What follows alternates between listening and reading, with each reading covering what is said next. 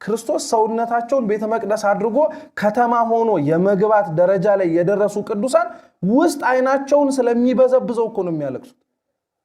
እናንተ በውጭ አይታችሁ አይናችሁን በዝብዞት እንባያፈሰሳችሁት ምድራዊት ፍጥረት የሆነች ፀሐይ እንዳለች ሁሉ ያልተፈጠረው አማናዊ የሆነው ፀሐይ ኢየሱስ ክርስቶስ ውስጣቸው ሲገባ አይናቸው እንባ ማፍሰስ ይጀምራል። ብርሃን ማን ስለሆናቸው ይሄን እግዚአብሔር አምላክ ለሁላችን ያድልን።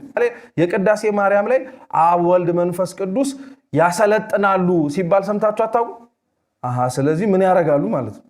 ዘመናዊ ያረጋሉ ለማለት ነው እንዴ?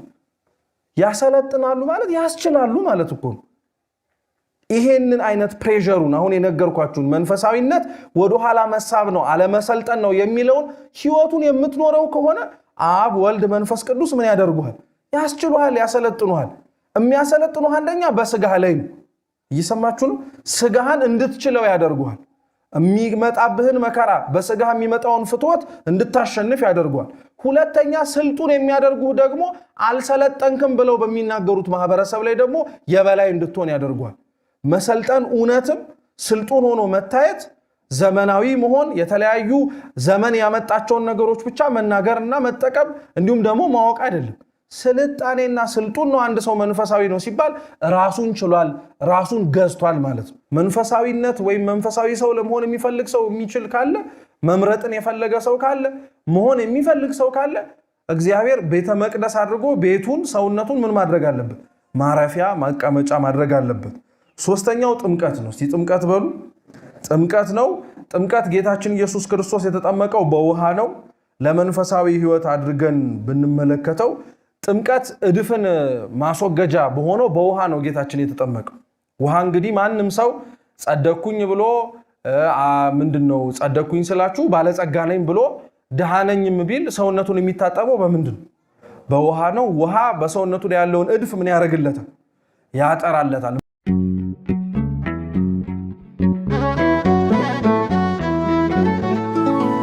በስመ አብ ወወልድ ወመንፈስ ቅዱስ አሐዱ አምላክ አሜን። ለዛሬ የምንማርበት የትምህርታችን ርዕስ የሚሆነው አንደኛ ቆሮንቶስ ምዕራፍ 12 ቁጥር 1 ላይ ባለ የቅዱስ ጳውሎስ መልእክት ይሆናል።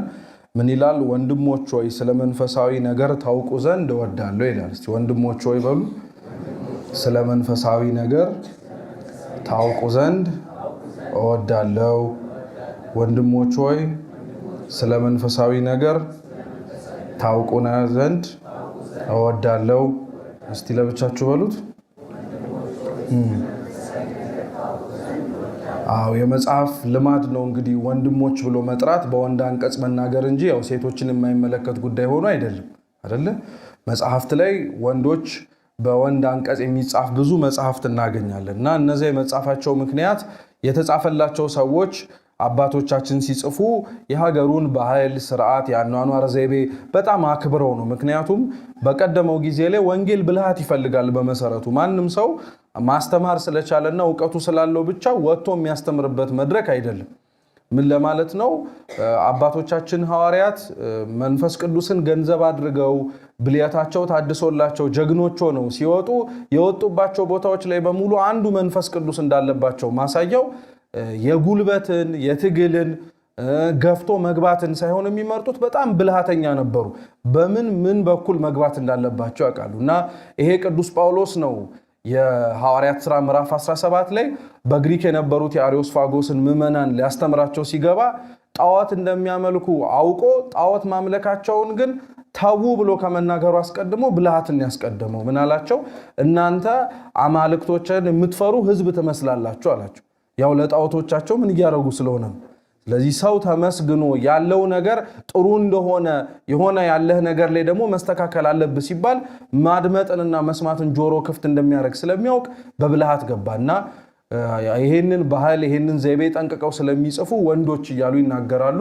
እኛ ግን በዋነኝነት የቅዱስ ጳውሎስን መልእክቱን ይሄን ያነሳ ነው ስለምን ነገር እንድታወሩ ወዳለው የሚለው ስለምን ነገር ስለ መንፈሳዊ ነገር እንድታወሩ እመክራለሁ ያለው ነው። እንግዲህ መንፈሳዊነት በጣም ቀላል የሆነ በአንድ ትንፋሽ የሚነገር ቃል ቢሆንም ለማብራራትና ትርጉሙ ይሄ ነው ብሎ ለመናገር ግን በጣም ከባድ ነገር ነው። መንፈሳዊነትን እንዲህ አድርጎ ለማስረዳት በጣም ከባድ የሚያደርገው ነገር ምንድነው? መንፈሳዊነት እግዚአብሔር መንፈስ ሆኖ የሚመለክበት መንገድ ስለሆነ ነው። ታስታውሱ ከሆነ የዮሐንስ ወንጌል ምዕራፍ 4 ላይ ጌታችን መድኃኒታችን ኢየሱስ ክርስቶስ ሳምራዊቷን ሴት አግኝቷት ባነጋገራት በዛ በውሃው ምንጭ ዳር ላይ ሲነግራት እግዚአብሔር መንፈስ ነው ብሎ ነግሯታል። ማን መንፈስ ነው? የሚያመልኩት ሰዎች ደግሞ በእውነትና በመንፈስ ሊሰግዱለት ያስፈልጋል ይላል። ያው አምልኮ የሚፈጸመው እግዚአብሔር መንፈስ ነውና መንፈስ የሆነው እግዚአብሔር የሚመለከው መንፈሳዊ በሆነ መንገድ ነው ለማለት ነው። በሌላ አገላለጽ መንፈሳዊነት በዓለምና ቤተክርስቲያን አድርገን ለማስረዳት ብንሞክር ደግሞ ቤተክርስቲያን ውስጥ ያለውን መንፈሳዊነት ለማስረዳት ኦርቶዶክሳዊ መንፈሳዊነት እያልን እንጠራዋለን። ኦርቶዶክሳዊ መንፈሳዊነት ዓለም ካላት መንፈሳዊነት በጣም ነው የሚለየው። በመሰረቱ መንፈሳዊነት ቤተክርስቲያን ውስጥ ያለ ሀብት ብቻ አይደለም። ምን ማለት ነው? መንፈሳዊነት የሚለው ጽንሰ ሐሳብ ቤተክርስቲያን ውስጥ ብቻ የምታገኙት አይደለም።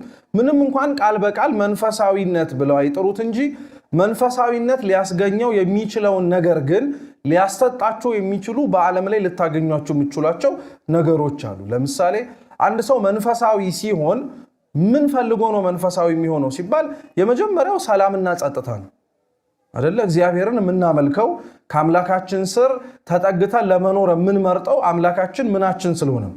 ሰላማችን፣ ማረፊያችን፣ ጸጥታችን ስለሆነ ነው አይደለ? አንድ ሰው እግዚአብሔርን ሳያውቀው እግዚአብሔርን ሳይረዳው ይሄንን ሰላምና ጸጥታ ማግኘት ይችላል አይችልም? አዎ፣ ዓለም ላይ እኮ መንፈሳዊ ብለው ቃሉን አይጠቀሙት እንጂ እግዚአብሔር መንፈስ ቅዱስ ሊሰጣቸው የሚችላቸውን የመንፈስ ፍሬዎች ግን በተለያየ መንገድ ሊሰጥ የሚችለው ሰው ግን ያለበት ዓለም ላይ ያለው። ለምሳሌ ቅዱስ ጳውሎስ የገላትያ መልእክቱ ምዕራፍ 5 ቁጥር 22 ላይ ሲናገር የመንፈስ ፍሬዎች ብሎ የሚዘረዝራቸዋል። ፍቅር፣ ሰላም፣ ደስታ፣ መሰረታዊ እነዚህ ነገሮች ማለት ነው። አሁን እነዚህ ነገሮች ቅዱስ ጳውሎስ እያላቸው ያለው የማን ፍሬዎች ናቸው ነው ያለው። ግን ስለ ሰላም ሰው ስልጠና ሲሰልጥና አይታችሁ አታውቁ? ፍቅር ስልጠና ሲሰለጠን አይታችሁ አታውቁ? እሺ ለወጣቶች ናቸው አብዛኞቻችሁ የምትታዩን፣ ግን ጉግል ላይ ምናምን ነገር ሰው እንዴት ነው የሚፈቀረው ምናምን ብላችሁ ሰርች አድርጋችሁ አታውቁ? እና 10 ግሩም እና ድንቅ የሆኑ የማፍቀሪያ መንገዶች፣ ፍቅርን የመግለጫ መንገዶች፣ ፍቅርህን ለማሳደር ምናምን ተብሎ ዝርዝር ወርዶላችሁ አታውቁ? እና ሰው በስልጠና በልምድ በሀብት በማካበት የሚያመጣቸው ይመስላችኋል። ግን እነዚህ የማን ፍሬዎች ናቸው? የእግዚአብሔር የመንፈስ ቅዱስ ፍሬዎች ናቸው። እና ዓለም እንደነዚህ አይነት ነገሮችን በተለያየ ነገር ልትሰጥ እንደምትችል መስላ ትታያለች። ምሳሌ በተለያየ በስፖርታዊ እንቅስቃሴ ሊሆን ይችላል። ለምሳሌ ዮጋ ሰው የሚሰራው ለምንድን ነው ሲባል የአካል ብቃት እንቅስቃሴውን ብቻ ፖስቸሩን ለመጠበቅ ሳይሆን አንደኛው በዛ ውስጥ ለማግኘት የሚፈልገው ነገር ቢኖር ምንድን ነው በዛ ውስጥ ያለ ሊሰማኝ ይችላል የሚባል ይሄ በመንፈስ በስጋና በነፍስ መካከል ያለ ትራንኩሊቲ ወይንም ደግሞ መስማማት፣ ሁሉም ነገር አት ኢዝ መረጋጋት አገኛለሁ ይላል። ይሰማችሁ ነው። ግን ይሄ ሰውዬ እግዚአብሔርን አምኖት ነው ይሄንን ለማግኘት በዚህ መንገድ ሄደው አይደለም። ከሚሰራው ስራ አደርገዋለሁ ካለው ነገር ላይ ይሄን ነገር አገኘዋለሁ ብሎ ነው። ይሄን መረዳት ለምን ያስፈልጋል መሰላችሁ? ዓለም የምትሰጠው መንፈሳዊነት ሰላምና ጸጥታ ላይ ያቆመ። ልክ ሰላምና ጸጥታውን ስታገኙት ከዛ በኋላ በዛ በሄዳችሁበት ስፒሪቹዋሊቲ ወይም መንፈሳዊነት ብለው ቃሉን አይጠቀሙት እንጂ በዛ መንገድ ስትሄዱ ልትሰጣችሁ የምትችለው የመጨረሻው ነገር ሰላምና ጸጥታ ነው። እግዚአብሔር ግን መንፈሳዊ በመሆናችሁ ሊሰጣችሁ የሚችለው የመንፈስ ፍሬዎችን ብቻ አይደለም፣ እሱን ራሱን እስከ መሆን ደረጃ ያደርሳችኋል። ይሰማችሁ ነው። እሱን ወደ መምሰል ደረጃ ማደግ የምትችሉበትን ህይወት ገንዘብ እንድታረጉ ያበቃችኋል። ስለዚህ የዓለም መንፈሳዊነት ማብቂያ አለው፣ ገደብ አለው፣ ወሰን አለው። ኦርቶዶክሳዊ መንፈሳዊነት ግን ወሰን ገደብ ልክ የለውም። ወሰንና ገደቡም ልኩ ምንድነው ብትባሉ እግዚአብሔርን ምን ማድረግ መምሰል። ስለዚህ መንፈሳዊነት ኦርቶዶክሳዊ መንፈሳዊነት እየተባለ የሚጠራው ይሄ ነው። ዓለም ግን ይሄንን ነገር እንደዚህ አድርጋ ማስቀመጥ ስለማትችል ከመንፈሳዊ ሀብት ወይም ከቤተክርስቲያኒቱ የሆነውን ነገር ወሰደች፣ በራሷ ደግሞ ያለውን ነገር ጨመረችበት። ቅዱስ ሄሬኔዎስ ሲናገር ምን ብሎ ይናገራል? ኑፋቄ እርቃኑን አይቆምም ይላል። ኑፋቄ በሉ እርቃኑን አይቆምም።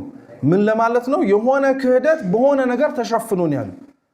ለምሳሌ የአርዮስ ክህደቱ ወልድን ፍጡር ነው ብሎ ክብር ይግባውና አምላካችንን ሲናገር የሸፈነው ግጥም በመግጠም ውስጥ ባለ የክህሎት የሥነ ጥበብ ዕውቀቱና ጸጋው ነበር። ሌሎቹም ቤተክርስቲያን ውስጥ የሆነ ክህደት ሲያመጡ ለዛ ክህደታቸው ምን አይነት ሽፋን ይሰጡታል? የሆነ ከእምነቱ አማኝ ጋር ሊያስማማው የሚችል ደግሞ የሆነች ድንበር ያበጁለታል። መንፈሳዊነትን በጣም መጠንቀቅ ያለብን ለዚህ ነው። ዓለም ልትሰጠን የምትችለውን ነገር እግዚአብሔርም ሊሰጠን የሚችለው ነገር ነው ብለን መነሳት የለብንም። ማደረ እግዚአብሔር ሁሌም ሊሰጠን የሚችለው እንድንኖረው ያዘጋጀልን ይሄ የተቀደሰው ህይወት በፍጹም ማን ልትሰጠን አትችልም። ዓለሟ ልትሰጠን የማትችለው ህይወት ነው። ይህን ህይወት እግዚአብሔር አምላክ ለሁላችን ያድለን። መንፈሳዊነት ሌላው ማወቅ ያለብን ነገር ምንድነው? በጣም መሰረታዊ የሆነ የአኗኗር ዘይቤ ብቻ ሳይሆን የመጨረሻው ይሄንን ህይወትም የመኖር ዋነኛው አስፈላጊነቱ ራሱ የምንኖረውን እግዚአብሔርንም ጭምር እንድናይ ስለሚያደርገን። ምን ለማለት ነው? የመንፈሳዊነት የመጨረሻው ግቡ እንዳልኳችሁ እግዚአብሔርን መስሎ መኖር ነው፣ ወይም እግዚአብሔርን መምሰል። እግዚአብሔርን መምሰልና ወይንም ደግሞ ሱታፌ አምላክ ደረጃ ላይ እንደ ቅዱስ ጳውሎስ አነጋገር ደግሞ እሱ ክርስቶስን እንደሚመስለው እሱ የሚከተሉ ምዕመናንም ጳውሎስን እንዲመስሉ ይናገራል አይደል? የመንፈሳዊነት መጨረሻው ጥጉ ይሄ ነው፣ እግዚአብሔርን መስሎ መኖር ማለት ነው። እና በዚህ ህይወት ውስጥ በሚጓዝ በማንኛውም መንፈሳዊ ህይወት ላይ ለመመላለስ ማወቅ ያለበት ነገር ምንድነው? ግቡ መጨረሻው ይሄ ስለሆነ እምንለካው የመንፈሳዊ ህይወታችንን የመጨረሻውን እግዚአብሔርን ጋር አብረን ኖረናል ወይ፣ ከእግዚአብሔር ጋር አብረን መመላለስና አብረን መቆም ችለናል ወይ ብለን ነው እንጂ ጥቂት በመናገኛቸው በመንፈሳዊ ህይወት ውስጥ በመመላለሳችን እየከወናቸውና እያደረግናቸው ባሉት መንፈሳዊ ስነ ምግባራት ብቻ አይደለም። እየሰማችሁ ነው? ጾሙ፣ ጸሎቱ፣ ስግደቱ፣ ምጽዋቱ መንፈሳዊ እንድንሆን የምንወጣጣባቸው መሰላሎች ናቸው። መንፈሳዊ ከሆንም በኋላ ደግሞ አናቆማቸው። እነሱ የምንወጣው የምንወርደው በእነዚህ መሰላል። እየሰማችሁ ነው? ጾማችሁ ያገኛችሁትን እግዚአብሔር ልክ ስታገኙት ምን ማድረግ አትቆሙ። መጾም አታቆሙ፣ መጸለይ አታቆሙ፣ መስገድ አታቆሙ፣ መመጽወት አታቆሙ፣ መንፈሳዊ የሆኑ ነገሮችን በሙሉ ከማድረግ አታቆሙ። ምክንያቱም እግዚአብሔርን ለማግኘት የወጣችሁበት መንገድ እና እግዚአብሔርን አግኝቼዋለሁ ብላችሁና እሱን መስዬ መኖር እችልበታለሁ ያላችሁበት ደረጃ ላይ በእግዚአብሔር ቸርነት መብቃትና መድረስ ስትችሉ ከታች የወጣችሁባቸው መሰላሎች በሙሉ አያስፈልጉም ወደሚል ደረጃ አንደርስ። እነዛ ከታች የወጣንባቸውን ደግሞ ፍጹም ናቸው፣ በቃ እነሱ ናቸው መጨረሻውንም አንልም። ይህንን ማወቅ የሚያስፈልገን ለምን መሰላችሁ?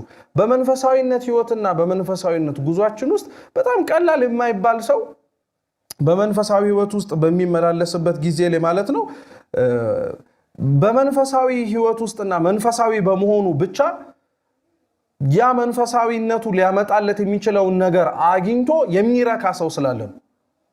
በቃ ማለት ቢያንስ ጾሜያለሁ፣ ቢያንስ ጸልያለሁ፣ ቢያንስ ሰግጃለሁ፣ ቢያንስ መጽውቻለሁ። እርግጥ ነው እነዚህ ነገሮች ያስመሰግናሉ።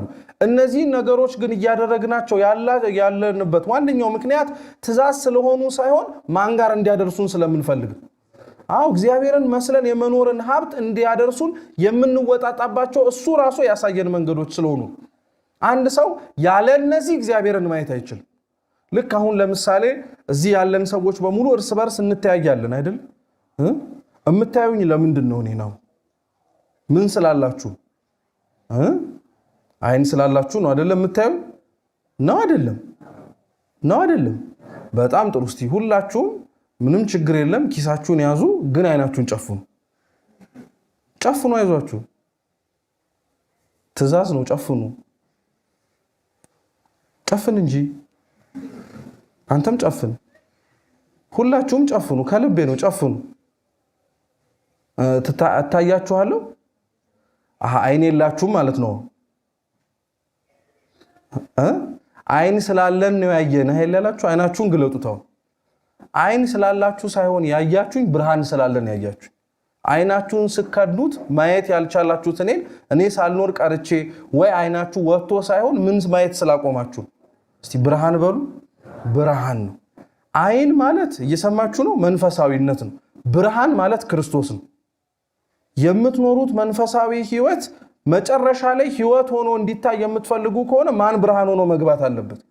እግዚአብሔር መግባት አለበት። ይሄ በመሰረቱ በጣም በቅድስና ህይወት ላይ ራሱ ሲያድጉ የምታስታውሱ ከሆነ የቅድስና አርካን ላይ አንደኛው አንብ ነው፣ ማንባት ነው። እና ቅዱሳን ለምንድነው ሳያቆሙ የማንባትን ጸጋ የሚሰጣቸው? ሳያቆሙ ለምንድነው እንባቸው ዝም ብሎ እንደ ጅረት የሚፈስላቸው? ማለት እንዴት አይናቸው የእንባ ጅረት እስከመሆን ደረጃ ይደርሳል ሲባል ብርሃን ክርስቶስ ቆስጣቸው ስላለ እኮ ነው። አሁን ይሄንን ምሳሌ ለመስጠት እንደው ፓውዛው በሙሉ ወደኔ ያበራ እንጂ ፓውዛውን በሙሉ እናንተ ፊት ላይ አብርቼ አይናችሁን እንዲሳታርገበግቡ ዝም ብላችሁ አፍጣችሁት ብላችሁ አይናችሁ መጨረሻ ላይ እየቆጠቆጠው ምን ማፍሰስ ይጀምራል? ክርስቶስ ሰውነታቸው ውስጥ የማደር ክርስቶስ ሰውነታቸውን ቤተ መቅደስ አድርጎ ከተማ ሆኖ የመግባት ደረጃ ላይ የደረሱ ቅዱሳን ውስጥ አይናቸውን ስለሚበዘብዘው እኮ ነው የሚያለቅሱት። እናንተ በውጭ አይታችሁ አይናችሁን በዝብዞት እንባያፈሰሳችሁት ምድራዊት ፍጥረት የሆነች ፀሐይ እንዳለች ሁሉ ያልተፈጠረው አማናዊ የሆነው ፀሐይ ኢየሱስ ክርስቶስ ውስጣቸው ሲገባ አይናቸው እንባ ማፍሰስ ይጀምራል። ብርሃን ማን ስለሆናቸው። ይሄን እግዚአብሔር አምላክ ለሁላችን ያድለን። መንፈሳዊ ህይወት ወይም መንፈሳዊነት ላይ ማወቅ ያለብን ሁለተኛው ነጥብ ይሄ ነው። ሶስተኛው መንፈሳዊነትና መንፈሳዊ ሰው ላይ በጣም ማወቅና መረዳት መቻል ያለብን ደግሞ ያለ ስርዓት የሚኖር መንፈሳዊ ህይወት የለም። ይህንንም ትኩረት መስጠት ያስፈልገናል። አንደኛ ቆሮንቶስ ምዕራፍ 14 ቁጥር 40 ላይ ቅዱስ ጳውሎስ እንዲህ ይላል፣ ነገር ሁሉ እስቲ በሉ በአግባብና በስርዓት ይሁን። ስለዚህ ያለ ስርዓት የሚኖር ምንም አይነት ነገር የለም። መንፈሳዊ ህይወት ራሱ ምን አለው ማለት ነው? ስርዓት አለው። መንፈሳዊ ህይወት ስርዓት አለው። ማንም እንደገዛ ፈቃዱ እግዚአብሔርን ለማግኘት የፈለገውን መንፈሳዊ የሆነ ፕራክቲስ ወይንም ደግሞ ልምምድ እንዲያደርግ አይፈቀድለትም። እየሰማችሁ ነው? በጣም መጠንቀቅ መቻል አለብን። ምክንያቱም ያልተኖረ መንፈሳዊ ህይወት አሁን ላይ የምንኖረው የለም ይላሉ አባቶቻችን። ማለትም አባቶቻችን ያልኖሩት እኛ ብቅለን የምናወጣው መንፈሳዊ ህይወት አይኖረንም። አባቶቻችን የጸደቁበት መርህ ሆኗቸው የኖሩበት ስርዓት ብሉያትና ሐዲሳት ናቸው፣ ቅዱሳት መጻሕፍት ማለት ነው።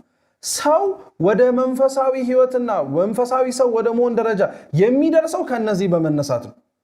ያለ አግባብና ያለ ስርዓት የሚኖር መንፈሳዊነት ግን እንደገዛ ፈቃዱ ኖሮ እግዚአብሔርን ማግኘት የሚፈልግ ሰው አለ። ቅዱስ ኤፍሬም ሶርያዊ ለእንደዚህ አይነቶቹ ምን ይላል መሰላችሁ? በትርፍ ሰዓታችሁ ፈልጋችሁ ያገለገላችሁትን እግዚአብሔር እንዴት በሙሉ ሰዓታችሁ እንዲገኝ ትጠብቃላችሁ ይላል። አንተ መርጣ ያለ አግባብና ያለ ስርዓት አገኘዋለሁ ያልከውን እግዚአብሔርን እንዴት በስርዓት ውስጥ ደግሞ እንድታየውና እንድትፈልገው ትሻለህ ወይም ትመኛለህ? እግዚአብሔር ሲመለክ መንፈሳዊ ህይወት ሲኖር በአግባብና በስርዓት ነው መኖር ያለበት። አለበለዚያ ጥቅሙን እናገኘዋለን ብለን የጀመርነው መንፈሳዊነት እግዚአብሔርን ከማግኘት ይልቅ ራሳችሁን የምታጡበት፣ እግዚአብሔርን ፈልጋችሁ ከማግኘት ይልቅ ደግሞ የምንከስሩበት ይሆናል። እንዲህ ከመሆንም እግዚአብሔር አምላክ ይሰውረን። መንፈሳዊነት የመጨረሻው ማወቅ ያለብን ትርጉም በጣም ባጭሩ ምን ማለት ነው? መንፈሳዊነት በአጠቃላይ በሁሉም ፈቃድ፣ እስቲ በሁሉም ፈቃድ በሉ፣ በነፃ ፈቃድ ከክርስቶስ ጋር በክርስቶስ መኖር ነው። በክርስቶስ ከክርስቶስ ጋር በምን ፈቃድ መኖር ነው? አሁን የምትገደድበት መንፈሳዊነት የለም ማለት ነው። ማለት ተገደህ የምትጾመው፣ የምትጸልየው፣ የምትሰግደው፣ የምትመጸውተው ምጽዋት አይኖርም። መንፈሳዊ ነኝ ብለህ የምታምን ከሆነ በሙሉ እነዚህ ነገሮች የምታረጋቸው በምን ፈቃድ ነው? በነፃ ፈቃድ ነው። ማንም አያስገድድም። መንፈሳዊነት የሚባለው በነፃ ፈቃድ በክርስቶስ፣ እስቲ በክርስቶስ በሉ፣ ከክርስቶስ ጋር መኖር ነው። በክርስቶስ መኖር ማለት እናንተ በሱ ውስጥ ትኖራላችሁ። ጌታችን ኢየሱስ ክርስቶስ ስለ ቅዱስ ሥጋውና ስለ ክቡር ደሙ የዮሐንስ ወንጌል ምዕራፍ 6 ላይ ሲናገር እንዲህ ያለው፣ ሥጋዬን የበላ ደሜን የጠጣ የምን ሕይወት አለው? እኔ በእርሱ እኖራለሁ፣ እርሱም በማን ይኖራል? በእኔ ይኖራል አለ። መንፈሳዊነት ማለት ይሄ ነው። እርሱ በእኔ ይኖራል፣ እኔም በሱ እኖራለሁ የሚለው ምን ማለት መሰላችሁ? እናንተ እግዚአብሔር በእናንተ ቢኖር ያን ያክል የሚደንቅ ነገር አይደለም። እንዲሁም በጣም የሚያስፈልግ ነገር ነው አይደል? መንፈሳዊ የሚያስብላችሁ ቅድም አይን ስላላችሁ ሳይሆን ብርሃኑ ማን ሲሆን ነው ብያችኋለሁ። ስለዚህ በመንፈሳዊነት እሱ እንዲመጣ እሱ ሰውነታችሁ ውስጥ እንዲገባ መፈለግ በጣም አስፈላጊ ጉዳይ ነው። ግን ጌታችን ስለ ሥጋና ደሙ ሲናገር እርሱም በማን ይኖራል? በእኔ ይኖራል አለ። የእኛና የክርስቶስ ግንኙነት ምን ማለት መሰላችሁ? እሱ ራስ ነው፣ እኛ ሕዋሳት ነን አይደል? እኛ በሱ እንኖራለን ማለት እሱ በሚያዘንና እሱ ኑሩ በሚለን መንገድ ምን እናደርጋለን ማለት ነው። ያለ ስርዓትና ያለ መርህ የሚኖር መንፈሳዊነት የለም ማለት ይሄ ነው። ጭንቅላት አዞት የማይታዘዝ እጅ አለ? ጭንቅላት አዞት የማይታዘዝ እግር አለ? ጤነኛ ከሆነ ማለት ነው? የለም በፍጹም። ክርስቶስ ራስ ሆኖት የሚኖር መንፈሳዊ ነኝ ብሎ የሚያምን ሰው በሙሉ ክርስቶስ እያዘዘውና እየነገረው ያለውን ነገር በሙሉ በክርስቶስ ከክርስቶስ ጋር በነፃ ፈቃዱ የሚኖረው ህይወት መንፈሳዊነት እየተባለ ይጠራል። ይሄ መንፈሳዊነት ስለ እግዚአብሔር ካወቅነው በላይ ደግሞ ከእግዚአብሔር ጋር አብሮ መኖር ነው። በመሰረቱ መንፈሳዊነትን አባቶቻችን ሲናገሩ ምን ብለው ይናገራሉ? ቴዎሎጂ is different from theosis ይላሉ። እየሰማችሁ ነው? ቴዎሎጂ ማለት ስለ እግዚአብሔር ማወቅ ማለት ነው። ቴዎሲስ ደግሞ ማለት ከእግዚአብሔር ጋር መኖር ማለት ነው።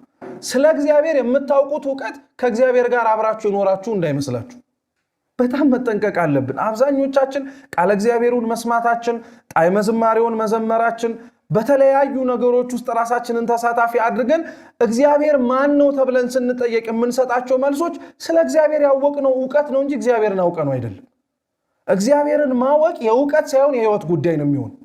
ለዛ ነው በቅድስና እርከን ላይ ራሱ መንፈሳዊነት ሲቀመጥ በሶስት መንገድ ነው የሚመጣው። አንድ ሰው መንፈሳዊ መሆን እፈልጋለሁ፣ መንፈሳዊ ሰው መሆን እፈልጋለሁ ካለ ከኃጢአት የሚላቀቅባቸውን መንገዶች በቅድስና በሶስት መንገድ ይቀመጣሉ።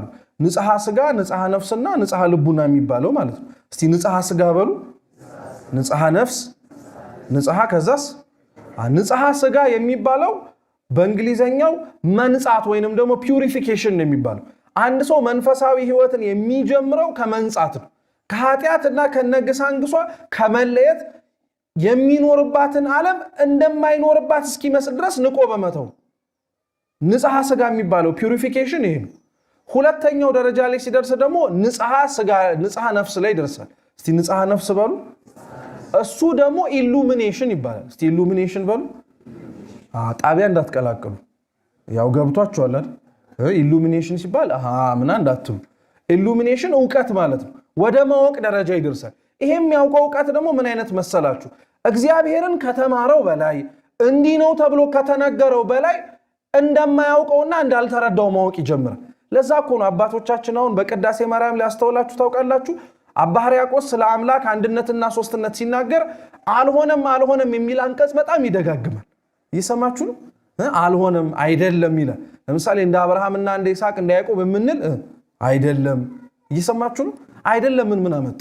ኢሉሚኔሽን ዕውቀት ከፍ እያለ ሲመጣ ያላወቅከውን ነገር ወደ ማወቅ ደረጃ ብቻ ሳይሆን ከፍ እያልክ የምትመጣው ይሄ የንጽሐ ስጋ ደረጃን አልፈህ ንጽሐ ነፍስ የሚባለው የቅድስና ደረጃ ላይ ሲደርስ እግዚአብሔር ያልሆነውንም ነገርም ጭምር ወደ መናገር ደረጃ ይመጣል።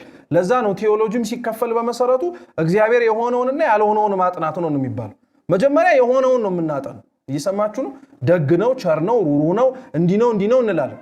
የሆነውን ነገር ዘርዝረን እንደማንጨርሰው ሁሉ ደግሞ በዚህኛው ጽንፍ ደግሞ እግዚአብሔር ደግሞ እንዲህ አይደለም እያልን እናገራለን።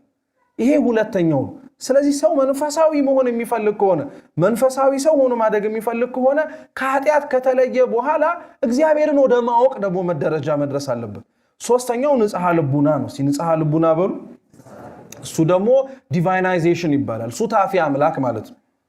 በቅድስና ከእግዚአብሔር አምላክ ጋር እሱን መስሎ የመኖር ደረጃ ላይ መብቃት። እግዚአብሔር አምላክ ይህን ለሁላችን ያድርግልን። መንፈሳዊነት በእንደዚህ አይነት መልኩ የሚታይ በእንደዚህ አይነት መልኩ የምታስተምረው የቤተ ክርስቲያናችን ትምህርት ብቻ ሳይሆን ሕይወትም ጭምር። አንድ ሰው በንጽሐ ስጋ፣ በንጽሐ ነፍስ፣ በንጽሐ ልቡና ተሻግሮ እግዚአብሔርን ወደ መምሰል ደረጃ ማደግ የማይችል ከሆነ ማደግ የማይችልበት ደረጃ ላይ ሲደርስ በጣም በሚያሳዝን መልኩ ሕይወቱን ማንቋሸሽ ይጀምራል። በጣም ቀላል የማይባል ሰው መንፈሳዊነት የሚለውን ጽንሰ ሐሳብ ባልተገባ መንገድ ይረዳዋል። አንዳንዶች መንፈሳዊነት የማይኖር የሚመስላቸው ሰዎች አሉ። ይሰማችሁ? የማይኖር በቃ ማለት የሆነ ጊዜ ላይ ተኑሮ አሁን ያለን ሰዎች የማንኖረውና የምንዘክረው ጉዳይ ማለት ነው። ግን መንፈሳዊነት አይደለም፣ በፍጹም የሚኖር ህይወት ነው። እንደዛ ብሎ የሚያስብ ሰው አለ። አንዳንዱ ደግሞ መንፈሳዊነትን ያልኖሩትን ሰዎች በማየትና ያልኖሩትን ሰዎች በመመልከት የሚያጥላላውና የሚያንቋሽሸው ሰው ደግሞ አለ። ቅድም ወንድማችን መርሃ ግብር መሪው ልክ ሲናገር እንደነበረው ማለት ነው። ኖረን እግዚአብሔርን ባላሳየንበት፣ ኖረን እግዚአብሔር እንዲህ ነው ብለን ባላመላከትንበት የመንፈሳዊ ህይወታችን ሰዎች ለካ እግዚአብሔር እውነትም ቢኖር ኖሮ ብለው እኛን ማማረሪያ ምክንያት ያደርጋሉ። እንዲህ ከመሆን እግዚአብሔር ይሰውር። መንፈሳዊነት የሚኖር ህይወት ነው። መንፈሳዊነት ትላንትና የነበረ ዛሬ ላይ ደግሞ ቀርቶ እንደ ትዝታ የምናወራው ነገር አይደለም። መንፈሳዊነት ይሄ ነው። ይሄ መንፈሳዊነት የሚኖረው ይሄ መንፈሳዊነት ምንም የጥቂት ሰዎች ምግባረ ብልሹነት ህይወቱ የሌለ የሚያስመስለው ቢሆንም እንዳለ የምናምነው መንፈሳዊ ህይወት የሚጀምረው አንድ ሰው ሆኖ በመንፈሳዊ ህይወት ለማደግ የሚፈልግ ሰው ወደዛ ደረጃ ማደግም የሚጀምረው ደግሞ በመሰልጠን እስቲ መሰልጠን በሉ። ይሄንን ማወቅ የሚያስፈልገን ለምን መሰላችሁ? በተለይ ወጣት የሆኑ በጣም ብዙ ሰዎች መንፈሳዊ ለመሆን ሲፈልጉ ምን አይነት ስጋት አለባቸው መሰላችሁ? መንፈሳዊ ሲሆን ይሄ ስልጡን ወደ አለመሆን የሚወርድ የሚመስለው ሰው አለ። አሁን መጾሙ፣ መጸለዩ፣ መስገዱ፣ መመጽወቱ መልካም የሆኑ ህይወቶችን ለማድረግና ለመኖር መፍቀዱ አንዳንድ ሰው በቃ ወደ ኋላ የቀረ እየሰማችሁ ነው። ወደ ኋላ የቀረ ዘመናት በጣም ቀድመውት ሄዶ እሱ ግን ኋላ ቀር የሆነ አይነት ስሜት ይሰማል። ይሄ እንደ ቀላል እንዳታዩት። በጣም ብዙ ሰው መንፈሳዊ ለመሆን የማይፈልገው ከዓለም ጋር እኩል መራመድ የማይችል ስለሚመስለው በቃ እኔ መንፈሳዊ ሲሆን ኋላ ቀር ስለመሆን በጣም ዘመናዊ ለመሆን ምናዊነትን መተው አለብኝ ብሎ ያስባል። መንፈሳዊነት ምንም ማያደርግልኝም ብሎ ያስባል። መንፈሳዊ ነገር ግን መሰልጠን እኮ ነው። እስቲ ስልጣኔ በሉ። ስልጣኔ መሰልጠን ምን ማለት ይመስላችኋል? መሰልጠን ወይም በጣም እገሌ ስልጡን ነው ሲባል ምን ሆነ ማለት ነው? ዘመናዊ ሆነ ለማለት እኮ አይደለም። ስልጡን ነው ማለት ቻይ ነው ማለት ነው። ለምሳሌ የቅዳሴ ማርያም ላይ አብ ወልድ መንፈስ ቅዱስ ያሰለጥናሉ ሲባል ሰምታችሁ አታውቁ? ስለዚህ ምን ያረጋሉ ማለት ነው? ዘመናዊ ያረጋሉ ለማለት ነው እንዴ? ያሰለጥናሉ ማለት ያስችላሉ ማለት እኮ ነው። ይሄንን አይነት ፕሬሸሩን አሁን የነገርኳችሁን መንፈሳዊነት ወደ ኋላ መሳብ ነው አለመሰልጠን ነው የሚለውን ህይወቱን የምትኖረው ከሆነ አብ ወልድ መንፈስ ቅዱስ ምን ያደርጉሃል? ያስችሉሃል፣ ያሰለጥኑሃል። የሚያሰለጥኑህ አንደኛ በስጋህ ላይ ነው። እየሰማችሁ ነው? ስጋህን እንድትችለው ያደርጉሃል። የሚመጣብህን መከራ በስጋህ የሚመጣውን ፍትወት እንድታሸንፍ ያደርጉሃል። ሁለተኛ ስልጡን የሚያደርጉህ ደግሞ አልሰለጠንክም ብለው በሚናገሩት ማህበረሰብ ላይ ደግሞ የበላይ እንድትሆን ያደርጉሃል። መሰልጠን እውነትም ስልጡን ሆኖ መታየት፣ ዘመናዊ መሆን፣ የተለያዩ ዘመን ያመጣቸውን ነገሮች ብቻ መናገርና መጠቀም እንዲሁም ደግሞ ማወቅ አይደለም። ስልጣኔና ስልጡን ነው አንድ ሰው መንፈሳዊ ነው ሲባል ራሱን ችሏል፣ ራሱን ገዝቷል ማለት ነው። እግዚአብሔር ይህንን ሀብት ለሁላችን ይስጠን። እውነት ራስን መግዛት ትልቅ የመንፈሳዊነት እሴት ስለሆነ ነው። ስለዚህ ይሄ መንፈሳዊነት ራስን መግዛት፣ በንጽሐ ስጋ፣ በንጽሐ ነፍስ፣ በንጽሐ ልቡና እግዚአብሔርን ወደ መምሰል ደረጃ ማደግ፣ ያልተገደበ ብሉያትን ሐዲሳትን ዕውቀትን ገንዘብ ከምናረጋባቸው ከነዚህ አባቶቻችን ኖረው ያሳዩንን መኖር ነው ካልን እንዴት ነው አንድ ሰው መንፈሳዊ ሰው ወደ መሆን ደረጃ የሚደርሰው? ጉዞስ እንዴት ነው የሚጀመረው የሚለውን እንመልከትና እንጨርሳለን። እንግዲህ አምላካችን ልዑል እግዚአብሔር ሰው መንፈሳዊ ሊሆን የሚችልበትን መንገድ እሱ ሰው ሆኖ አሳይቶን። በደንብ አድርጋችሁ ስሙ። ሰው እግዚአብሔርን መስሎ ለመኖር የሚጀምረው መንፈሳዊ ህይወት እግዚአብሔር ሰውን ለመሆን እና ሰውን ለማዳን የጀመረው ውጥን ስቴፖች ናቸው ወይም መንገዶች ናቸው። በሌላ አማርኛ በቀላሉ ለማስረዳት እስቲ ሰው በሉ። ሰው የሚድነው በሉ እንጂ ሰው የሚድነው እግዚአብሔር እሱን ለማዳን በተጓዘበት መንገድ ሲሄድ ነው። እግዚአብሔር እኔና እናንተን ለማዳን የሄደበት መንገድ አለ አይደል? እናንተ ነፍሳችሁን ለማዳን እኮ ይሄንን መንገድ ሂዱ ነው ያለው ክርስቶስ። ማንም ነፍሱን ሊያድን የሚፈልግ በስጋው ብቻ ሳይሆን በነፍሱ ሕያው መኖር ሆኖ የሚፈልግ ሰው ቢኖር ምንን ተሸክሞ ይከተለኝ ነው። መስቀሉን ከመሸከሙ በፊት ግን ክርስቶስ ብዙ ያረጋቸው ነገሮች እኮ ነበሩ። የጌታችን ኢየሱስ ክርስቶስን ይህንን ነገር ማወቅ የቻለ ሰው መንፈሳዊ ሰው ለመሆንና ቢያንስ ጥቂት ስለ መንፈሳዊነት የሆነ ግንዛቤ ሊኖረው ይችላል። እነሱን ብቻ ነው ለማየት የምንሞክረው።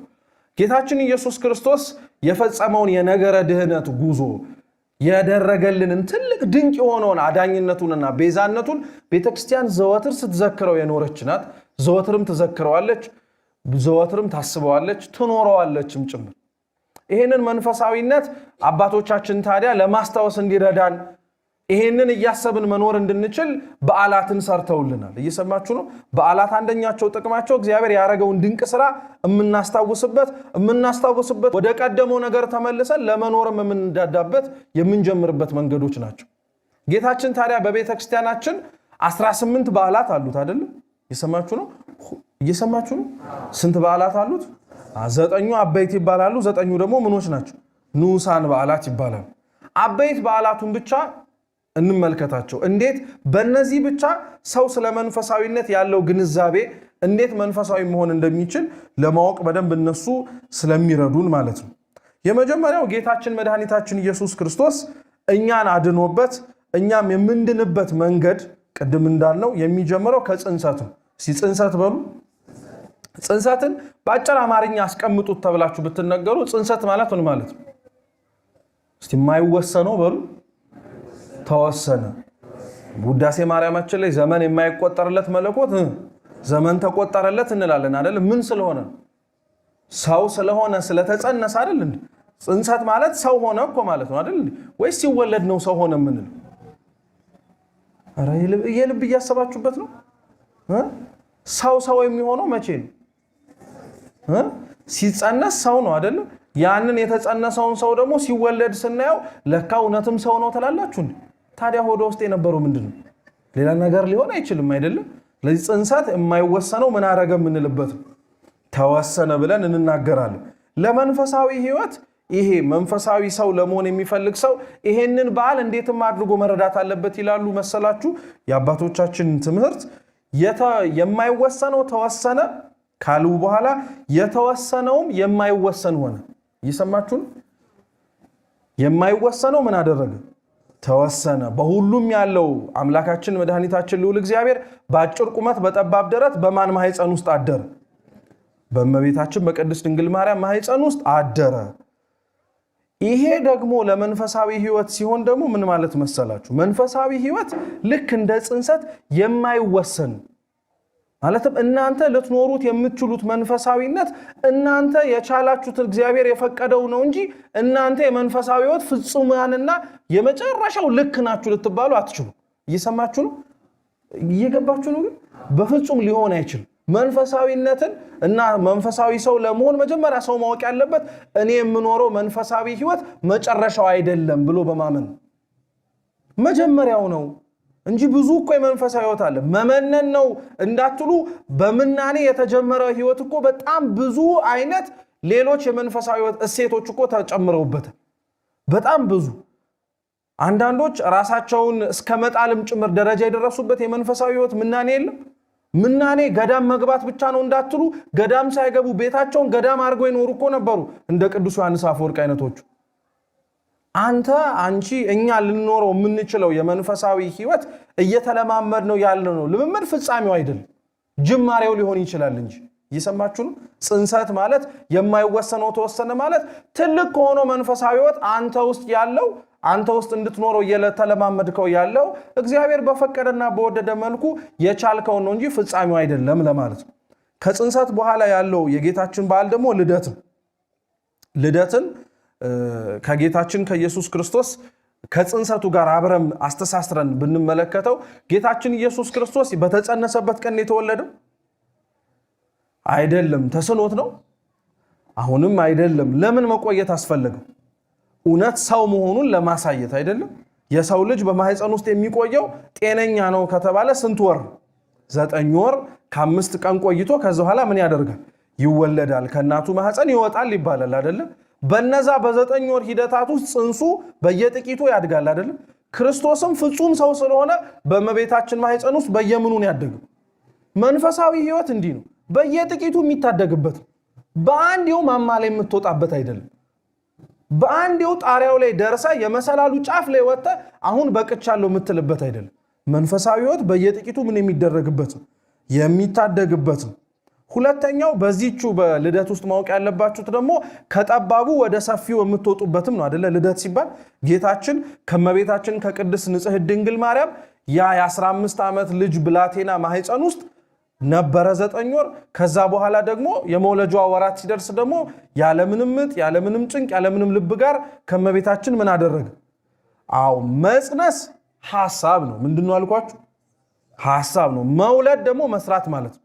በልደት ውስጥ የምትማሩት የመንፈሳዊነት ወይም መንፈሳዊ ሰው የመሆን እሴት ሁሉም ባይሆንም ቢያንስ ግን በምትችሉት መልኩ የተጸነሰና የታሰበ መልካም ነገር በሙሉ መወለድ አለበት ማለት ምን ማድረግ አለበት ማለት ነው? መሰራት አለበት። መንፈሳዊ ሰው ምን ሆነው እንደዛ ነው። ያሰብከውን መንፈሳዊ የሆነውን ነገር መልካም የሆነውን ነገር ከማሰብ ባሻገር ምን ማድረግ ስትችል መስራት መኖር ስትችል ብዙ ያሰብናቸው እኮ መልካም ነገሮች አሉ ተውት ማድረግ ማንችለው ግን ማድረግ እየቻለን ያላደረግነው መንፈሳዊና መልካም ነገር የለም ለዚህ መንፈሳዊ ለመሆን የሚፈልግ ሰው ግን የሚችል ካለ የማታደርጉትና አላደርገውም ብላችሁ የምታስቡት ያ የመንፈሳዊነት የህይወት ጥግ ጣሪያው ላይ ለመድረስ አሁን በአቅማችሁ አስባችሁት ማድረግ የምትችሉትን መንፈሳዊ ህይወት ማድረግ መጀመር አለባችሁ ሁላችንም አለብን ከልደት ቢያንስ ይሄንን ነገር መማር እንችላለን ሌላኛው የልደት ውስጥ ማወቅ ያለብን ደግሞ በጣም የሚደንቀው ነገር ለዓለሙ ይቀርታ ከዓለሙ ይልቅና በዓለሙ ውስጥ ካለው ይልቅ በጣም ጌታችን ኢየሱስ ክርስቶስ ተመችቶት ያረፈበት የማን ማህፀን መንፈሳዊ ህይወት ማለት ይሄ ነው ዓለም ላይ ያለው በሁሉም የመላው እግዚአብሔር በሁሉም ካለበት ከዓለም ይልቅ ማንን ማረፊያ አድርጎ መምረጥ አለበት እናንተን እኛን መምረጥ አለበት እኛን ማረፊያው አድርጎ መምረጥ አለበት ሰውነታችን የሱ ቤተ መቅደስ አይደለም መንፈሳዊነት ወይ መንፈሳዊ ሰው ለመሆን የሚፈልግ ሰው የሚችል ካለ መምረጥን የፈለገ ሰው ካለ መሆን የሚፈልግ ሰው ካለ እግዚአብሔር ቤተ መቅደስ አድርጎ ቤቱን ሰውነቱን ምን ማድረግ አለበት ማረፊያ ማቀመጫ ማድረግ አለበት ሶስተኛው ጥምቀት ነው እስቲ ጥምቀት በሉ ጥምቀት ነው ጥምቀት ጌታችን ኢየሱስ ክርስቶስ የተጠመቀው በውሃ ነው ለመንፈሳዊ ህይወት አድርገን ብንመለከተው ጥምቀት እድፍን ማስወገጃ በሆነው በውሃ ነው ጌታችን የተጠመቀው ውሃ እንግዲህ ማንንም ሰው ጸደኩኝ ብሎ ምንድነው ጸደኩኝ ስላችሁ ባለጸጋ ነኝ ብሎ ደሃ ነኝም ቢል ሰውነቱን የሚታጠበው በምንድን በውሃ ነው ውሃ በሰውነቱ ላይ ያለውን እድፍ ምን ያደርግለታል ያጠራለታል መንፈሳዊ ህይወት እንዲህ ነው የሌላውን እድፍ የምታጠሩበት ሳይሆን የማንን እድፍ የምትነቅሉበት የራሳችንን እድፍ የምንነቅልበት የራሳችንን ለእግዚአብሔር የሚጎረብጠውን ሰውነታችን ውስጥ አድሮ እንዳይኖር ሊያደርገው የሚችለውን ነገር የምታጥብበት ነው መንፈሳዊ ህይወት ማለት መንፈሳዊ ሰው ማለት ይሄ ነው ከሌላው ጉድፍ ይልቅ የማንን ጉድፍ ማየት የሚችል የራሱን ድክመት ማየት የሚችል ሰው እድፍን ማስወገድ ማለት ነው ሌላኛው የውሃ መልኩ ምንድነው ብትባሉ ውሃ ጽሩይ ከሆነ የማንን መልክ ያሳያል የሰውን የራሱን የፊቱን መልክ ያሳያል አይደል መንፈሳዊ ህይወት እኮ ማለት ይሄ ነው የምትኖረው መንፈሳዊ ህይወት ያንተን የራስህን መልክ ያሳያል እንጂ ሊኖረው ያልቻለውን ሰው መልክ የጎረቤትህን ያሳያል ታውት ይቅርና መንፈሳዊነት በመሰረቱ ቅዱስ ያዕቆብ እንኳን በመልእክቱ ሲናገር የእግዚአብሔር ቃል መስታወት ነው ይላል ማንንም በመስታወት ፊት የማንንም መልክ ብቻ ነው ማየት የሚችል እኛ እኮ የኖርን ባለው መንፈሳዊት የሰው ህይወትን ምንገምት እኛ የኖርን ለመኖር እየተለማመድን ባለነው መንፈሳዊ ህይወት ላይ ራሳችንን ከማየት ይልቅ ሰው እናይበታለን እንዲያላረጉም እኮ እንዲያልሆኑም እኮ እንዲ መደረግ እየተቻለው አልሆነበትም እኮ እያልን እኛ ስለኖር ነው መንፈሳዊ ህይወት እየኖር ነው ስላለነው መንፈሳዊ ህይወት በመንፈሳዊ ህይወት ውስጥ ራሳችንን እያየን ጉድፋችንን እያጸዳን ነውራችንን እየነቀልን ከእግዚአብሔር ጋር አብረን መጓዝ ሲጠበቅብን የሌላውን እናያለን ጥምቀት ማለት በመንፈሳዊ ህይወት የምናየው ይህንን ያመላክተናል ማለት ነው ሶስተኛው ደብረ ታቦር ነው አራተኛው አይደለ ጽንሰት አልን ልደት ጥምቀት ከዛ ምንድነው ደብረ ታቦር የጌታችን አበይት በዓላትን እንዘረዝርላችሁ እንዳልኳችሁ መግቢያው ላይ እኛን ያዳነበት መንገድ እኛ ምንም እናረግበት እግዚአብሔርን ለመምሰል የምንጓዝበት መንገድ ነው ብያችኋል ደብረ ታቦር ደብረ ታቦርን ደግሞ በምን ማስተዋወስ ትችላላችሁ ደብረ ታቦር ጥያቄና መልስ የተከናወነበት መርሃ ግብር ነው ማለትም ደግሞ ንግግርና ተግባር አንድ የሆነበት ነው የማርቆስ ወንጌል ምዕራፍ 9 ላይ ስትመለከቱ ጌታችን ኢየሱስ ክርስቶስ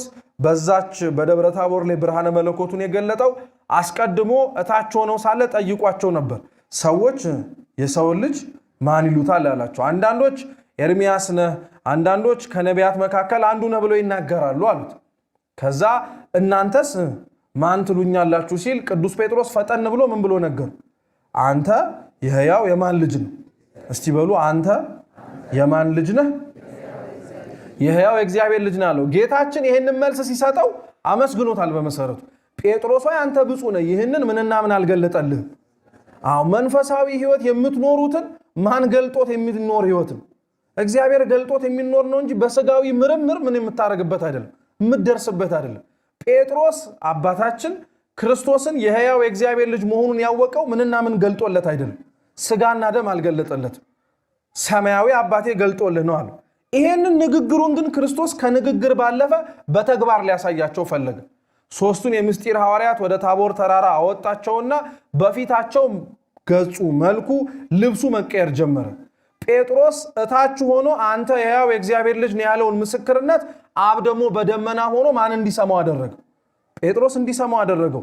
አንተ የተናገርከው ማን የሚናገረው ነው የሚለው እንዲያውቅ። ቅድም አላልኳችሁ? እናንተ የምትኖሩት መንፈሳዊ ሕይወት ማን ይኖረውን? አባቶች እናቶቻችን ይኖሩትን እኮ ነው። እናንተ ኖራችሁት ምስክር ሊሆን የሚችል ሕይወት መኖር አለበት ማለት አንድ አባት መጥቶ ይሄንንም እኔ ኖሬዋለሁ የሚል ማለት ነው። ይሄንን እኔ አድርጌዋለሁ የሚል። ከዛ ውጪ ግን ቅሉን ብትመለከቱት ደብረ ታቦር እኛ ከምንወርድበት የመንፈሳዊ ሰው የመንፈሳዊነት ሕይወት ትምህርታችን አንጻር የተናገረውን ንግግር በተግባር ክርስቶስ ያሳየበት አብሯቸው ለዘመናት ሲመላለስ እንደዛ ብርሃነ መለኮቱ አብርቶ ምድር ላይ ታይቷቸው አራተው ታይቷቸው ያዛች የታቦር ተራራ ላይ ብቻ እኮ ነበር የታያቸው። ያቺ የታቦር ተራራ ላይ ብቻ ነው የታያቸው። ምን ማለት መሰላችሁ? መንፈሳዊ ሕይወት ሾኦፍን መሆንን አይፈልግም። ልታይ ማለትን አይፈልግም። ማንጸባረቅ እየቻለ ማብራት እየቻለ ፊቱ በገጻቸው ሆኖ መለወጥ እየቻለ ግን እነሱን መስሎ ነበር የሚኖሩ።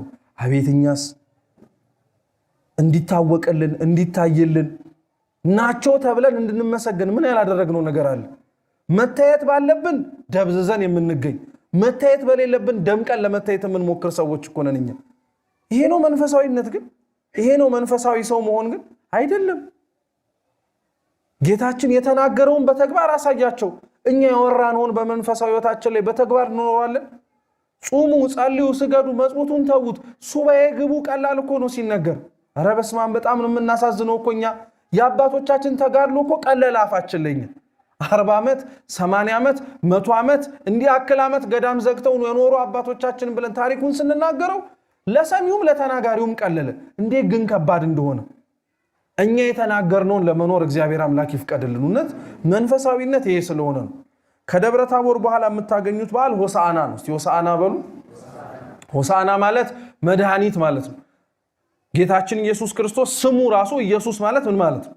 መድኃኒት ማለት ነው። ወደዛች ወደ ቢታንያ ክፍል አድርጎ ወደ ኢየሩሳሌም ለመጨረሻ ጊዜ ከመሰቀሉ በፊት የገባበት በዓል ምን ማለት ነው? በመንፈሳዊት ብታረጉሙት ክርስቶስ መጥቶ የተመላለሰው መድኃኒት ነውም ጭምር የተባለው ለራሱ ነው ወይስ ለኛ ነው? ለኛ ነው። በመሰረቱ የትኛውም መድኃኒት ለራሱ መድኃኒት ሊሆን አይችልም። ለምሳሌ ፓራሲታሞል ለራሱ የራስ ምታት መድኃኒት መሆን ይችላል? ምን ቅን ሰዎች ናችሁ ማለት የምትገዙት መድኃኒት ለራሱ መድኃኒት ይሆናል እንዴ? መድኃኒትነቱ የሚሰራው ለማን ነው? ለሌላ ነው አይደል እንዴ? ጌታችን መድኃኒታችን ኢየሱስ ክርስቶስም መድኃኒት ነው። እንደ መድኃኒትነቱ ደግሞ መድኃኒት ሆኖ የመጣው ለማን ነው? ለኛ ነው። መንፈሳዊነት ማለት ይሄ ነው። ለሌላው መድኃኒት መሆን አለብህ። ለሌላው ለሚታመመው ወንድም እህት መትረፍ መቻል አለብህ። ጳውሊ የካቲት 2 አልነበረ ዓመታዊ ክብረ በዓሉ ትላንትና? ጻድቁ አባታችን በረከቱ ለሁላችን ትድረሰን። የጳውሊ መድኃኒት እንጦንስ ነበር። የእንጦንስ መድኃኒት ጳውሊ ነበር። ብዙ በቅዱሳን ሕይወት ላይ የሆነ ችግር ሲመጣባቸው እግዚአብሔር አምላክ ከመጣባቸው ፈተና የሆነ መድኃኒት አድርጎ የሚሰጣቸው ሰው አለ። የሆነ ማረጋጋ ማጽናኛ አድርጎ የሚሰጣቸው ሰው አለ። አላወቅነውም እንጂ እኮ ቅዱስ ቂርቆስ ለኛ መድኃኒታችን ነው። የሆነ መንፈሳዊ ሰው መሆን ሲያቅትህ መንፈሳዊነትን መኖር በጣም ሲደክም መድኃኒትህ እኮ እሱ ነበር። አይተው ለካ ሰው እንዲህ ይኖራል ተኑሯልም ጭምር ብለን እንድንስተካከል የሚያደርገን ጌታችን ወደዛች ወደ ቢታንያ የገባው እንዳልኳችሁ መድኃኒት ስለሆነ ነው አይደል? እንደ መድኃኒትነቱ ግን ከዛ በኋላ ያለው የሆሳዕና ክብረ በዓል ሲቀጥል ሆሳዕናን አክብረን ዓርብ ላይ ምን እናከብራለን? ስቅለት የጌታችን አበይት በዓል ነው። የስቅለት ላይ በጣም መሰረታዊ ቁም ነገሩ መድኃኒት ሊሆን የሚፈልግ ሰው ቢኖር በሙሉ ከፍ ብሎ መታየት አለበት። ለምሳሌ እዚህ ሰፈር ያሉ የመድኃኒት ቤት ሬክላሞች የቱ ጋር ያሉ? ትንሽ ከፍ ብሎ ነው አይደለ? ወይስ መድኃኒት ቤት መሆኑን የምታውቁት መሬት ላይ ተጽፎ ነው? ከፍ ብሎ ነው አይደለ? እምከመተላልኩ ምድር ስህብ ኩሉ አብየ ከምድር ከፍ ባልኩኝ ጊዜ ላይ ሁሉን እስባለሁ አለ ጌታችን። ትክክለኛ መንፈሳዊ ሕይወት ያለው ሰው የመንፈሳዊ ሕይወትነቱን ስጦታ መጨረሻ ላይ ለሁሉም ከፍ ብሎ መታየት ነው። ምን ላይ የምትሉ ከሆነ በመከራ በእንግልት በስቃይ መንፈሳዊ ነኝ መንፈሳዊ ህይወት አለኝ መንፈሳዊ ሰው ነኝ እኮ ማለት ሙሉ በሙሉ ከመከራ ንጹህ ነኝ ማለት እኮ አይደለም። እንዴት አድርገን እየተረዳ ነው ሆነን ነው? መንፈሳዊነት ከእግዚአብሔር ጋር እኮ መኖር ማለት ሰላም ነው ብቻ ለማለት እኮ ሳይሆን ፈተናም ወጀብም ጭንቀትም እንግልትም ቢመጣ ግን ከማን ጋር ነን ለማለት ነው። አዎ የተሰቀልንበት እኮ መስቀል እግዚአብሔር አምላክ እንድንሸከመው ያደረገን መስቀል እኮ መሞቻችን እኮ አይደለም መድኃኒታችንና መትረፊያችን እንደሆነ ታውቃላችሁ። መድኃኒታችን እኮ ነው። እግዚአብሔር እንድንሸከመው ያደረገን መስቀል እኮ መዳኛችን እኮ ነው። እግዚአብሔር አምላክ እንድንሸከመው ያደረገን መከራ እኮ እሱ ባወቀ ለነፍሳችን ቤዛ የምትሆንበት ነገር እኮ ናት። ነፍሳችን እንድትድን ምክንያት እኮ ናት ያለችው። ስቅለት ማለት እኮ ይሄ የተጠላውን ሰው ሁሉ ያንቋሸሸው የነበረውን ያንን ሌሎች ሰዎች የሚሰቀሉበት ሌሎች እስራኤላውያን እንዲሰቀሉ የተወሰነበት ሮማውያን ለራሳቸው ዜጋዎች ግን የማያሰቅሉበትን መስቀል አይደል ክርስቶስ የተሰቀለበት። መንፈሳዊነት እኮ ማለት ይሄ ነው። ሌላው የጠላውን መውሰድ፣ ሌላው የናቀውን እሱ ግን አክብሮ መቀበል። ይሄ ነው መንፈሳዊነት። መንፈሳዊ ሰው ነው ሲባል የሚመጣው ማለት ነው። ስቅለት በዚህ መልኩ ማየት እንችላለን። ከስቅለት በኋላ ያለው ትንሳኤ ነው። ትንሳኤ የገፉንን ማቅረብ ነው። የገፉንን ማቅረብ በሉ። የምታስታውሱ ከሆነ ጌታችን መድኃኒታችን ኢየሱስ ክርስቶስ ቅድስት ነፍሱን ከቅዱስ ሥጋው በራሱ በገዛ ስልጣኑ ከለየ በኋላ እዛው አቅራቢያ የነበር ሐዲስ መቃብር ውስጥ አስገብተው ገንዘው ምን አደረጉት? ቀበሩት። ቀብረውት ደግሞ አላቆሙ። ምናልባት ያወራው ነገር ከተነሳ ምን ሊያደርጉት ነው? እዛው ይዘው ሊያስቀምጡት ማለት ነው። ተው ቁጭ በል ሊሉት ማለት ነው። ጌታችን ግን ሲነሳ በጣም ነው የሚገርማችሁ። መግነዝ ፍቱልኝ እስቲ በሉ። እሱ ችግር የለም። መቃብር ክፈቱልኝ እስቲ በሉ። ለምን ይመስላችኋል መቃብር ክፈቱልኝ አላሉ? የሚጠብቁት እነዚያ የጠሉት ሰዎች እንዳይደነግጡ እኮ ፈርቶ ነው። አስቦላቸው ለነሱ ማለት ነው። በግርማው ሲነሳ አይተውት ብለው እንዳይደነግጡ መግነዝ ፍቱልኝ መቃብር ክፈቱልኝ ሳይል አምላካችን ከዛ ከሙታን መካከል ተነሳ።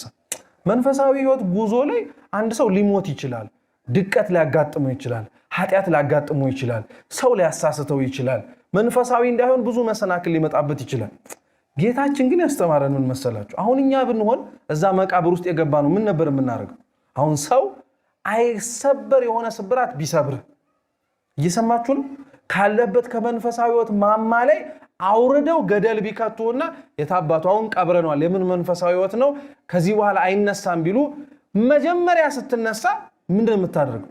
አንደኛ ዝም ብለህ አትነሳ፣ ጋጋታ ታስነሳለህ። ገብቷችሁ ማለት ሞቼ ነበረ ቀብራችሁ ነበረ እኔ ግን ተነስቻለሁ እያል አንተ ለራስህ አዋጅ ነጋሪ ትሆናለህ። እየሰማችሁ ነው። በጣም ብዙ ሰዎች ድክመታችን እኮ ይሄ ነው። ትላንትና አንኖረውም የተባለውን መንፈሳዊ ህይወት መኖር ስንጀምር መንፈሳዊ እንዳልሆንን ራሱ ማሳየው ይሄ ነው። ጥሩምባ እንነፋለን ደግሞ እኮ ለራሳችን እንድንታይ አክኖሌጅመንት እንዲሰጠን ማለት ነው፣ እውቅና እንዲሰጠን። እንዲህ ግን አላደረገም ጌታችን። እንደተነሳ መግነዝ ፍቱልኝ መቃብር ክፈቱልኝ ሳይል ወዳጆቹ የነበሩት እነማን ጋር ነው የተገለጠው? ሐዋርያት በተዘጋው በር አይደል የገባው? መንፈሳዊ ህይወት ማለት ይሄ ነው። የገፉህን መግፋት አያስፈልግም። ቅዱስ ጳውሎስ የሮሜ መልእክቱ ምዕራፍ 12 ቁጥር 20 ላይ እንዲህ ይላል፣ እስቲ ክፉን በሉ በክፉ አትመልሱ፣ መልሱት በሉት ክፉን አሁንም ድገሙት። ጌታችን በትንሣኤ እንደዚህ አላደረገም። ክፋታቸውን በክፋት አልመለሰላቸው። እንዲያውም ሳያስደነግጣቸው በመውጣቱ በመነሳቱ ምክንያት እነሱ ራሳቸው ፍቅሩ ስቧቸው በጣም ብዙዎች ተመለሱ። መንፈሳዊት ማለት ይሄ ነው። የገፉህን አለመግፋት፣ ያራቁህን አለማራቅ፣ ማቅረብ የምትችለውን ነገር ማድረግ ነው። ከትንሣኤ በኋላ ያለው እርገት ነው። እስቲ እርገት በሉ። የቅዳሴ ጊዜ መግቢያ ትዝ የሚላችሁ ከሆነ ዲያቆናት እዚህ ያላችሁ በሰማይ ያሉ ልብክሙ ይላል። ልባችሁ በየት ይኑር? ጌታችን ኢየሱስ ክርስቶስ መንፈሳዊ ህይወት መጨረሻው እዚች ምድር ላይ ሳይሆን የት ነው? በላይ በሰማይ ነው። እሱም ድህነቱን ከጨረሰ በኋላ ምንድን ያደረገው? ወደ ላይ አረገ ማለት ነው። የመጨረሻው የበዓለ ጰራቅሊጦስ ነው። መንፈሳዊነትና መንፈሳዊ ሰው ላይ የምናየው ጰራቅሊጦስ ጽናት የሚጠይቅ በዓል ነው። ጌታችን ኢየሱስ ክርስቶስ ሰው ከሆነ ይሄንን ሁሉ ነገር አድርጎ ካረገ በኋላ ከማረጉ በፊት እንዲህ ብሏቸው ነገረን። አንትሙሳ ንበሩ ሀገረ ኢየሩሳሌም እስከ ትለብሱ ኃይልም አርያም። እናንተ ግን ከኢየሩሳሌም አትውጡ ከየት ኃይልን እስከምትለብሱ ድረስ ከአርያም ከላይ ከሰማያት ኃይል የተባለ መንፈስ ቅዱስን እስከምታገኙ ድረስ አላቸው። እየሰማችሁ ነው? እግዚአብሔር ከሁላችን ጋር ይሁን። ይሄንን ነገር ሲያዛቸው ኢየሩሳሌም ለመቆየት ምቹ ነበረች? አልነበረችም። ጌታ ተነስቶባታል ተብሎ የሱ ደቀ መዛሙርት የሚታደኑበት ነበር፣ የሚገደሉበት ነበር፣ ቢያዙ የማይለቀቁበት ነበር፣ ፍርሃት ውርጅብኝ የወጠረበት ነበር። እዛች ቦታ ፍርሃት ያለበት የተንቀጠቀጣችሁበት ብትያዙ የምትገደሉበት ኢየሩሳሌም ውስጥ ግን ምን አድርጉ? ኢየሩሳሌም ቤተክርስቲያን እኮ ናት።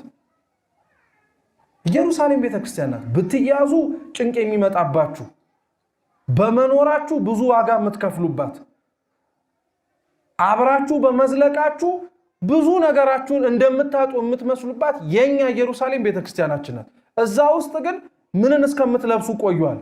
ኢየሩሳሌም ኃይልን እስከምትለብሱ ድረስ ቆዩ። ኃይልን ልክ የሚለብሱባት ያቺ የባለ ጰራቅሊጦስ ድረስ እስከምትደርስ ድረስ 10ዋን ቀን በጽናት ጠበቁ። 10ዋን ቀን የማርቆስ እናት የማርያም ቤት ውስጥ ተደብቀው እህል ለመግዛት ፈረቃቸው የደረሰባቸው ሰዎች በሰቀቃ እየወጡ እየገቡ ይዘጉታል እንጂ ሁሉም ወጥተው አልነበሩም ነበር። ማን እስከሚወዱ ድረስ። መንፈሳዊ ህይወት ጽናት ይፈልጋል። የደከማችሁበትን የኖራችሁበትን የመንፈሳዊ ህይወት ፍሬ ለማየት ጽናት ይፈልጋል። እየሰማችሁ ነው? እስካሁን የጾማችሁ ጾም፣ የሰገዳችሁ ስግደት፣ ሁላችንም ያደረግነው መንፈሳዊ ምንም አይነት ነገር እንድታዩት ጽናት ይፈልጋል። ኢየሩሳሌም የተባለች ቤተክርስቲያን ውስጥ መጠበቅ ያስፈልጋል። መንፈሳዊነት ማለት ይሄ ነው። መንፈሳዊ ሰው ማለት ይሄ ነው። እውነቴን የምላችሁ ቤተክርስቲያን አሁን ባለንባቸው ረጅም ዓመታት ውስጥና እስካሁን ሁላችንም በእድሜያችን በቆየንባቸው ቆይታዎች ውስጥ በጣም ብዙ ያነሳት ቢገኝ በከተማው ውስጥ ደስ የሚል አይነት ነገር የሚኖረው በጣም ብዙ የምናደርጋቸው ነገሮች ሲሆን መንፈሳዊነት ነው። እግዚአብሔርን መንፈሳዊ ሆነን መንፈሳዊ ሰው ሆነን ለሱ ብንቀርብ አልጫ ለሆነችው ዓለም መንፈሳዊ ሆነን ጨው ሆነን መቅረብ ብንችል ኖሮ ብዙ ነገሮች ይቀሉልን ነበር። አብዛኞቻችሁ ችግሮቻችን፣ አብዛኞቹ የመጡብን መከራዎች በጣም የጸኑብንና የከበሩብን ችግሮቹ ትላልቆ ነው አይደለም። እኛ ግን ለችግሮቻችን የእግዚአብሔርን ትልቀት ለመናገር መንፈሳዊ ሆነን ስላልተገኘን። እየሰማችሁ እንዲህ ለመሆን አምላካችን ቅዱስ እግዚአብሔር በቸርነቱ ይርዳን። ቅዱስ ጳውሎስ የመግቢያ ትምህርታችን ርዕስ ላይ ምን አለ? ወንድሞች ሆይ ስለምን እንድታወሩ ወዳለሁ ከማውራት ባለፈ እንድንኖረው ደግሞ በቸርነቱ እግዚአብሔር አምላክ ይርዳን። ያስተማረን የመከረን አምላካችን ስሙ የተመሰገነ ይሁን። በተማርነው ፍሬ እንድናፈራ ይርዳን። በጎደለው በነጠበው በፍጹም ትሕትና ተቀምጣችሁ በምትማሩ በአባቶቻችን በእናቶች እንዲሁም በእህቶች በወንድሞች በመምህራን የሚታረም የሚስተካከል ይሁን። ወስብሐት ለእግዚአብሔር።